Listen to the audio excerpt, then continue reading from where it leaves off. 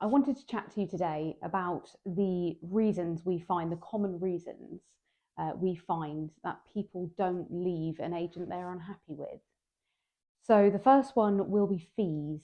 If you've paid any amount of money up front, whether it be an online agent who you've paid the full amount to, or a smaller amount for, let's say, marketing, that can be really, really difficult to leave, knowing that you've paid for something and you're not going to get to see it through. You're not getting that money back. Well, that's exactly correct. You're not going to get the money back now. You've got to the point where you're unhappy with the agent. You know you want to leave. And yes, you are losing that money, but it's already gone. It's already lost.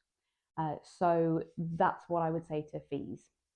Secondly, it can be a little bit embarrassing. We found customers when they come to us as their second agent on the property, third, sometimes maybe fourth, they're a bit embarrassed that they're going to have another agent marketing their property. What will the neighbours think, or friends, family?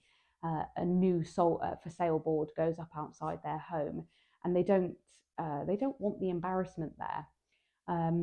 Talk to the agent you're thinking about going on the market with. Perhaps you cannot have a for sale board that time.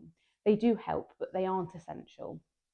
And perhaps on your second, third, fourth agent round, maybe that one is going to be the one that sells your property. So try not to be too disheartened. The next hurdle you need to get over is making that phone call or writing that email to disinstruct your agent. For lots and lots of people, that's a really, really scary moment. Maybe you don't want to upset anybody. You may find it can be confrontational. You don't want to let anyone down.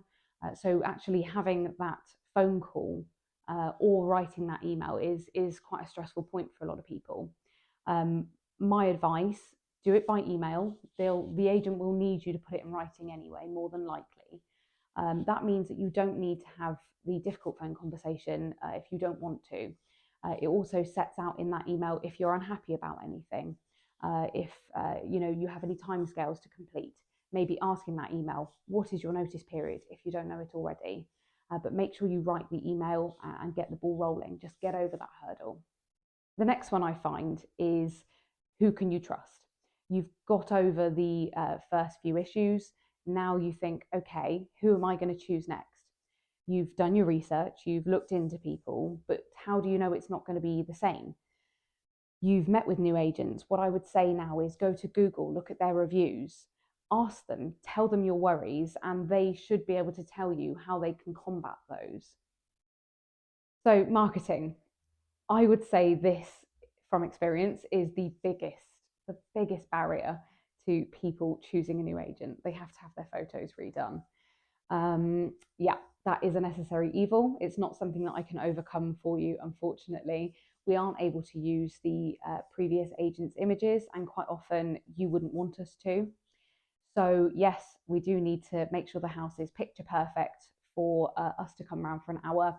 The good news is we will help you stage a property. We will help plump cushions up and make sure that curtains and blinds are open and the property is looking its best. Some properties we will even bring in a few bits like plants and throws just to make sure the property is looking its best. But yes, that's one I can't get over. You will need to have us in the property for an hour or so to do your marketing. The last barrier or fear I would say people have is they feel that nothing is going to change. So your house has been on the market for perhaps 6 months and it hasn't sold, you haven't had many viewings. Why are we going to be any different? Why is your next agent going to be any better than the previous one? Well, it's really, really important that you understand not all agents are the same. So, as standard with us, after every viewing, we will give you feedback. We try to do this if we have a WhatsApp group set up for you, straight into your WhatsApp group. We usually do this by voice notes so that you can hear in our voices whether we're excited about it. We will try to convey best as we can the emotion that the potential buyers bring through to that viewing. If we see a trend in the feedback, then we will tell you. If you're not having any viewings at all, come and ask us why. We will send you weekly marketing reports if you wish. We will give you the feedback that you need to make sure that you are informed about your house sale. Not all agents are the same. Not all agents will just leave you on the market. It will be different. So take the plunge.